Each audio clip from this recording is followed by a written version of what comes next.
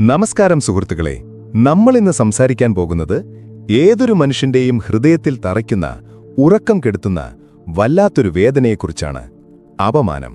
ജീവിതത്തിൽ ഒരിക്കലെങ്കിലും അപമാനിക്കപ്പെടാത്തവരായി ആരുമുണ്ടാകില്ല.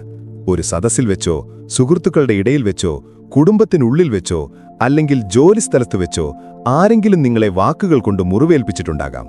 നീ ഇതിനൊന്നും കൊള്ളില്ല, നിനക്കൊന്നിനും കഴിവില്ല, നിന്റെ രൂപം കണ്ടില്ലേ, നീ വെറും പാഴാണ് എന്നിങ്ങനെയുള്ള വാക്കുകൾ കേട്ട് തലകുനിച്ച് നിൽക്കേണ്ടി വന്ന നിമിഷങ്ങൾ നിങ്ങൾക്കുണ്ടായിട്ടുണ്ടാകാം. ആ നിമിഷം ഭൂമി പിളർന്ന് താഴേക്ക് പോയാൽ മതിയായിരുന്നു എന്ന് നിങ്ങൾ ആഗ്രഹിച്ചു പോയിട്ടുണ്ടാകാം. വീട്ടിൽ വന്ന് തലയിണയിൽ മുഖമമർത്തിക്കരഞ്ഞ രാത്രികൾ നിങ്ങൾക്കുണ്ടായിട്ടുണ്ടാകാം. ആ അപമാനിച്ച വ്യക്തിയുടെ മുഖം ഓർക്കുമ്പോൾ ഇപ്പോഴും നിങ്ങളുടെ രക്തം തിളയ്ക്കുന്നുണ്ടാകാം. എന്നാൽ സുഹൃത്തേ, ഞാൻ നിങ്ങളോട് പറയട്ടെ, നിങ്ങൾ അപമാനിക്കപ്പെട്ടിട്ടുണ്ടെങ്കിൽ നിങ്ങൾ ഭാഗ്യവാനാണ്. കാരണം ചരിത്രം പരിശോധിച്ചാൽ ലോകം കീഴടക്കിയ ഏതൊരു വലിയ മനുഷ്യന്റെയും വിജയത്തിനു പിന്നിൽ ഒരു വലിയ അപമാനത്തിന്റെ കഥയുണ്ട്. ഭാരതത്തിലെ ഏറ്റവും വലിയ സാമ്രാജ്യമായ മൗര്യ സാമ്രാജ്യം കെട്ടിപ്പടുക്കപ്പെട്ടത് ഒരു ബ്രാഹ്മണന് നേരിട്ട ക്രൂരമായ അപമാനത്തിൽ നിന്നാണ്. അതെ, ആചാര്യ ചാണക്യന്റെ കഥയാണത്. ആ കഥ വെറുമൊരു ചരിത്രമല്ല, അത് ജീവിതത്തിൽ തോറ്റുപോയവർക്കുള്ള ഉയർത്തെഴുന്നേൽപ്പിന്റെ മന്ത്രമാണ്. നമ്മളിന്ന് ചാണക്യനീതിയിലൂടെ പഠിക്കാൻ പോകുന്നത് എങ്ങനെയാണ് ഒരു അപമാനത്തെ വിജയത്തിനുള്ള ഇന്ധനമാക്കി മാറ്റുന്നത് എന്നാണ്. എങ്ങനെയാണ് നിങ്ങളെ കളിയാക്കിയവരുടെ വായടപ്പിക്കുന്നത് എന്നാണ്. നിങ്ങൾക്കറിയാമോ, മഗധ ഭരിച്ചിരുന്ന ധനനന്ദൻ എന്ന രാജാവ് അഹങ്കാരത്തിന്റെ ആൾ രൂപമായിരുന്നു. സൗന്ദര്യത്തിലും പണത്തിലും മയങ്ങിപ്പോയ രാജാവ്. ഒരിക്കൽ രാജസദസ്സിൽ വെച്ച് രാജ്യത്തിന്റെ നന്മയ്ക്കുവേണ്ടി ഉപദേശം നൽകാൻ വന്ന ചാണക്യനെ നന്ദരാജാവ് ക്രൂരമായി അപമാനിച്ചു. കറുത്ത നിറമുള്ള പല്ലുകൾ ഉന്തിയ മുടന്തുള്ള ചാണക്യനെ നോക്കി രാജാവ് പരിഹസിച്ച് ചിരിച്ചു. ഈ വിരൂപനായ ബ്രാഹ്മണനാണോ എന്നെ പഠിപ്പിക്കാൻ വരുന്നത്? ഇവനെ പിടിച്ചു പുറത്താക്കൂ എന്ന് ആക്രോശിച്ചു. ഭടന്മാർ ചാണക്യനെ പിടിച്ചു തള്ളി. വീണുപോലെ ചാണക്യന്റെ തലയിലെ കുടുമ, ശിഖ അഴിഞ്ഞുപോയി. സദസ്സ് മുഴുവൻ അത് കണ്ട് പൊട്ടിച്ചിരിച്ചു. ഒന്നാലോചിച്ചു നോക്കൂ, രാജ്യത്തെ ഏറ്റവും വലിയ പണ്ഡിതനാണ്, മന്ത്രിയാകാൻ യോഗ്യതയുള്ളവനാണ്, നൂറുകണക്കിന് ആളുകളുടെ മുന്നിൽ വെച്ച് നിലത്ത് വീണുകിടക്കുന്നു. എല്ലാവരും നോക്കി ചിരിക്കുന്നു. സാധാരണ മനുഷ്യനായിരുന്നെങ്കിൽ എന്തു ചെയ്യുമായിരുന്നു? ഒന്നെങ്കിൽ രാജാവിനോട് മാപ്പ് പറയും, കാല് പിടിക്കും, അല്ലെങ്കിൽ തിരിച്ചു തെറി വിളിക്കും. അതുമല്ലെങ്കിൽ അപമാനം സഹിക്കാൻ വയ്യാതെ പോയി ആത്മഹത്യ ചെയ്യും. എന്നാൽ ചാണക്യൻ ചെയ്തത് ഇതൊന്നുമല്ല. അദ്ദേഹം സാവധാനം എഴുന്നേറ്റു. അദ്ദേഹത്തിന്റെ കണ്ണുകളിൽ കണ്ണീരായിരുന്നില്ല, മറിച്ച് ലോകം കത്തിക്കാനുള്ള തീയായിരുന്നു. അദ്ദേഹം തന്റെ അഴിഞ്ഞുപോയ മുടി വാരിയെടുത്ത് ശപഥം ചെയ്തു, നന്ദ, നീ എന്നെ അപമാനിച്ചു. എന്റെ ഈ അഴിഞ്ഞുപോയ മുടി ഞാൻ ഇനി കെട്ടിവെക്കണമെങ്കിൽ നിന്റെ ഈ വംശത്തെ മുഴുവൻ വേരോടെ പിഴുതെറിഞ്ഞ് നിന്റെ ചോര കൊണ്ട് എന്റെ മുടി കഴുകണം. അതുവരെ ഞാൻ ഈ മുടി കെട്ടിവെക്കില്ല. ആ സദസ്സ് മുഴുവൻ നിശബ്ദമായി. ഒരു ദരിദ്രനായ ബ്രാഹ്മണൻ വലിയൊരു സാമ്രാജ്യത്തിന്റെ രാജാവിനെ വെല്ലുവിളിക്കുന്നു. എല്ലാവരും കരുതിയത് ചാണക്യന് ഭ്രാന്താണെന്നാണ്. എന്നാൽ അത് ഭ്രാന്തായിരുന്നില്ല, അത് ആത്മവിശ്വാസമായിരുന്നു. അപമാനത്തെ ആയുധമാക്കിയ നിമിഷമായിരുന്നു അത്.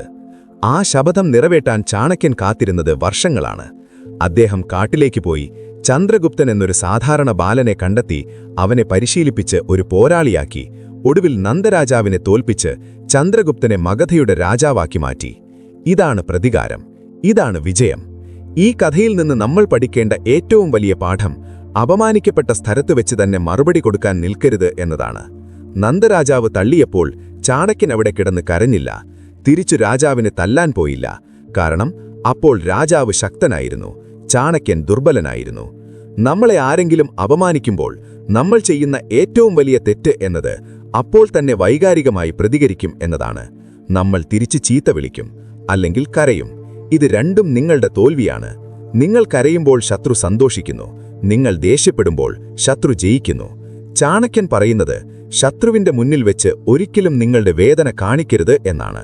അവർ നിങ്ങളെ കളിയാക്കുമ്പോൾ, നിങ്ങളെ പുച്ഛിക്കുമ്പോൾ നിങ്ങളുടെ മുഖത്ത് ഒരു നിഗൂഢമായ പുഞ്ചിരിയുണ്ടാകണം. അതവരെ വല്ലാതെ അസ്വസ്ഥരാക്കും. ഇവൻ എന്താണ് പ്രതികരിക്കാത്തത്, ഇവന്റെ മനസ്സിൽ എന്താണ് എന്ന ചിന്ത അവരെ വേട്ടയാടും. നിശബ്ദതയാണ് ഏറ്റവും വലിയ മറുപടി. അപമാനം എന്നത് ഒരു തീക്കൊള്ളിയാണ്. അത് നിങ്ങളുടെ കയ്യിൽ കിട്ടിയാൽ അതുപയോഗിച്ച് നിങ്ങൾക്ക് വീട് കത്തിക്കാം, അല്ലെങ്കിൽ അതുപയോഗിച്ച് നിങ്ങൾക്ക് വിളക്ക് കത്തിക്കാം. വിഡ്ഢികൾ ആ തീ കൊണ്ട് സ്വന്തം മനസ്സ് കത്തിക്കുന്നു. അവർ അപമാനത്തെ ഓർത്ത് നീറി നീറി സ്വന്തം ജീവിതം നശിപ്പിക്കുന്നു. എന്നാൽ ബുദ്ധിമാന്മാർ ആ തീ കൊണ്ട് വിജയത്തിന്റെ വിളക്ക് കത്തിക്കുന്നു. നിങ്ങൾക്ക് കിട്ടിയ അപമാനത്തെ ഒരു വാശിയായി മാറ്റുക. എന്നെക്കൊണ്ട് ഇതിനൊന്നും കഴിയില്ല എന്നാണോ നീ പറഞ്ഞത്? എന്നാൽ ഇത് സാധിച്ചു കാണിച്ചിട്ടേ എനിക്ക് വിശ്രമമുള്ളൂ എന്നൊരു തീരുമാനമെടുക്കുക. ഒരു വില്ലിൽ നിന്ന് അമ്പ് മുന്നോട്ട് പോകണമെങ്കിൽ അതിനെ ആദ്യം പിന്നോട്ട് വലിക്കണം. എത്രത്തോളം പിന്നോട്ട് വലിക്കുന്നുവോ അത്രത്തോളം വേഗത്തിൽ അത് മുന്നോട്ട് കുതിക്കും. അപമാനം എന്നത് ആ പിന്നോട്ട് വലിയാണ്.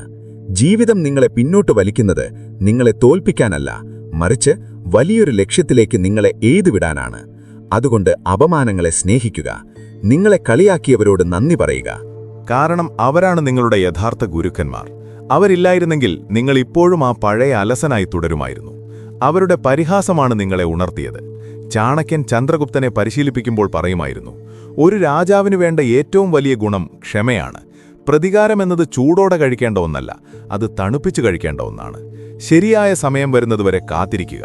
നിങ്ങളുടെ ശത്രു ഇപ്പോൾ നിങ്ങളെക്കാൾ ശക്തനായിരിക്കാം, പണമുള്ളവനായിരിക്കാം. അവനോട് ഇപ്പോൾ ഏറ്റുമുട്ടാൻ പോയാൽ നിങ്ങൾ തോൽക്കും. അതുകൊണ്ട് മറഞ്ഞിരുന്ന് ശക്തി സംഭരിക്കുക. സ്വന്തം കഴിവുകൾ വളർത്തുക, പണമുണ്ടാക്കുക, അറിവ് നേടുക, ശരീരം സംരക്ഷിക്കുക. ഓരോ ദിവസവും നിങ്ങൾ വളരണം. നിങ്ങളെ അപമാനിച്ചവൻ 5 വർഷം കഴിഞ്ഞു നോക്കുമ്പോൾ നിങ്ങളുടെ വളർച്ച കണ്ട് അവന്റെ കണ്ണ് തള്ളണം. അല്ലാതെ അവന്റെ വീടിന്റെ മുന്നിൽ പോയി ബഹളം വെച്ചതുകൊണ്ട് കാര്യമില്ല.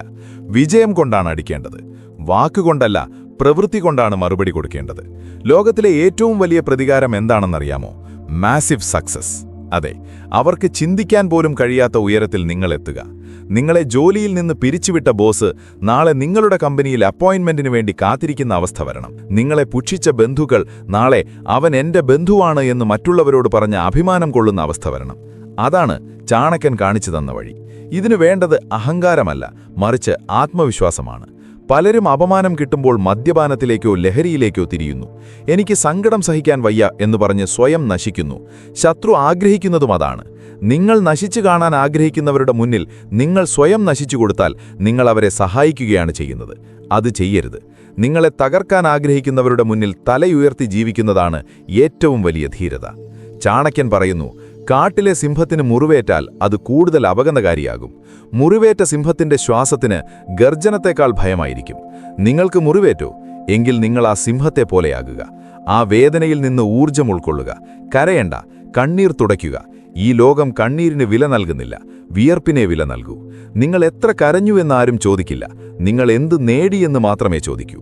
മറ്റൊരു പ്രധാന കാര്യം, എല്ലാവരോടും എല്ലാം പറയാൻ നിൽക്കരുത്. ചാണക്യൻ പറയുന്നു, നിങ്ങളുടെ ലക്ഷ്യങ്ങൾ രഹസ്യമാക്കി വയ്ക്കുക. ഞാൻ നിനക്ക് കാണിച്ചു തരാം, ഞാൻ വലിയ ആളാകുമെന്ന് ശത്രുവിനോട് പോയി പറയരുത്. അത് മണ്ടത്തരമാണ്. നിങ്ങൾ എന്താണ് ചെയ്യാൻ പോകുന്നതെന്ന് അവർ അറിയരുത്. പ്രവൃത്തിയിലൂടെ ഫലം കാണുമ്പോൾ മാത്രമേ അവർ അറിയാവൂ. മിന്നലുണ്ടാകുന്നതിനു മുൻപ് ഇടിമുഴക്കമുണ്ടാകാറുണ്ട്. എന്നാൽ യഥാർത്ഥ നാശം വിതയ്ക്കുന്നത് ശബ്ദമില്ലാത്ത മിന്നലാണ്. നിങ്ങൾ ആ മിന്നലാകുക. നിശബ്ദമായി പണിയെടുക്കുക. നിങ്ങളുടെ വിജയം ശബ്ദമുണ്ടാക്കട്ടെ. പലപ്പോഴും നമ്മളെ അപമാനിക്കുന്നത് നമുക്ക് പ്രിയപ്പെട്ടവരായിരിക്കും. നമ്മുടെ മാതാപിതാക്കൾ, സഹോദരങ്ങൾ, ജീവിത പങ്കാളി. ഇത് കൂടുതൽ വേദനിപ്പിക്കും. നീ ഒന്നിനും കൊള്ളില്ല എന്ന് അച്ഛൻ പറയുമ്പോൾ, അല്ലെങ്കിൽ നിന്നെ കല്യാണം കഴിച്ചതാണ് എൻ്റെ ജീവിതത്തിലെ തെറ്റ് എന്ന് ഭാര്യയോ ഭർത്താവോ പറയുമ്പോൾ തകർന്നു പോകരുത്. മനസ്സിലാക്കുക, അവരത് പറയുന്നത് അവരുടെ നിരാശ കൊണ്ടാണ്, അല്ലെങ്കിൽ നിങ്ങളെക്കുറിച്ചുള്ള ഉത്കണ്ഠ കൊണ്ടാണ്. അതിനെ പോസിറ്റീവായി എടുക്കുക. ഞാൻ ആരാണെന്ന് എനിക്ക് തെളിയിക്കണം എന്ന വാശി അതിൽ നിന്നുണ്ടാക്കിയെടുക്കുക. കർണനെ ഓർക്കുക. ജനിച്ചപ്പോൾ തന്നെ അമ്മ ഉപേക്ഷിച്ചു. വളർന്നപ്പോൾ സൂതപുത്രൻ എന്ന് വിളിച്ച് ലോകം അപമാനിച്ചു. കഴിവുണ്ടായിട്ടും എല്ലായിടത്തും മാറ്റി നിർത്തപ്പെട്ടു. പക്ഷേ കർണൻ തളർന്നില്ല. എന്റെ ജനനം എന്റെ കൈകളിലല്ല, പക്ഷേ എന്റെ കർമ്മം എന്റെ കൈകളിലാണ് എന്ന് അദ്ദേഹം പറഞ്ഞു. ലോകം മുഴുവൻ എതിർത്തിട്ടും സ്വന്തം കഴിവുകൊണ്ട് അദ്ദേഹം മഹാരാജാവ് എന്ന പദവി നേടി. ചരിത്രത്തിൽ ഇന്നും കർണൻ ജീവിക്കുന്നു. അപമാനങ്ങളില്ലായിരുന്നെങ്കിൽ കർണൻ വെറുമൊരു തേരാളിയായി ഒതുങ്ങിപ്പോകുമായിരുന്നു. അപമാനങ്ങളാണ് അദ്ദേഹത്തെ വീരനാക്കിയത്. അതുകൊണ്ട് സുഹൃത്തെ, ഇന്ന് നിങ്ങളെ ആരെങ്കിലും കളിയാക്കുന്നുണ്ടെങ്കിൽ ഓർക്കുക, ദൈവം നിങ്ങളെ വലിയൊരു വിജയത്തിനു വേണ്ടി ഒരുക്കുകയാണ്. ഉളി കൊണ്ട് അടിയേൽക്കുമ്പോൾ കല്ല് വേദനിക്കുന്നുണ്ടാകാം, പക്ഷേ ആ അടിയാണ് അതിനെ വിഗ്രഹമാക്കി മാറ്റുന്നത്. അടിയേൽക്കാൻ തയ്യാറല്ലാത്ത കല്ലുകൾ വഴിയിൽ കിടക്കുന്നു. അടിയേൽക്കാൻ തയ്യാറായ കല്ലുകൾ ക്ഷേത്രത്തിൽ പൂജിക്കപ്പെടുന്നു. നിങ്ങൾ വിഗ്രഹമാകാൻ പോകുന്ന കല്ലാണ്. വേദന സഹിക്കുക. ഓരോ അപമാനവും ഓരോ പാഠമാണ്. ആരാണ് കൂടെയുള്ളത്, ആരാണ് എതിരെയുള്ളത് എന്ന് തിരിച്ചറിയാനുള്ള അവസരമാണ്. കഷ്ടകാലത്ത് തിരിഞ്ഞു നോക്കാത്തവരെ പിന്നീട് നല്ല കാലത്ത് അടുപ്പിക്കരുത് എന്ന് ചാണക്യൻ പറയുന്നു. ഈ പാഠങ്ങൾ പഠിക്കുക. മനസ്സിനെ ഒരു കോട്ട പോലെ ശക്തമാക്കുക. ആരെന്തു പറഞ്ഞാലും തകരാത്ത, ആര് കല്ലെറിഞ്ഞാലും ഇളകാത്ത ഒരു സാമ്രാജ്യം നിങ്ങളുടെ മനസ്സിനുള്ളിൽ പണിയുക. അവിടെ നിങ്ങൾ മാത്രമാണ് രാജാവ്. മറ്റുള്ളവരുടെ അഭിപ്രായങ്ങൾ വെറും കാറ്റാണ്. അത് വരും പോകും. പക്ഷെ നിങ്ങളുടെ ലക്ഷ്യം മല പോലെ ഉറച്ചു നിൽക്കണം. അവസാനം ഒരു കാര്യം കൂടി, അപമാനിച്ചവരോട് ക്ഷമിക്കുക, പക്ഷെ ആ അപമാനം മറക്കരുത്. ക്ഷമിക്കുന്നത് മനസ്സിന്റെ സമാധാനത്തിനു വേണ്ടിയാണ്, മറക്കാതിരിക്കുന്നത് ലക്ഷ്യബോധത്തിനു വേണ്ടിയാണ്.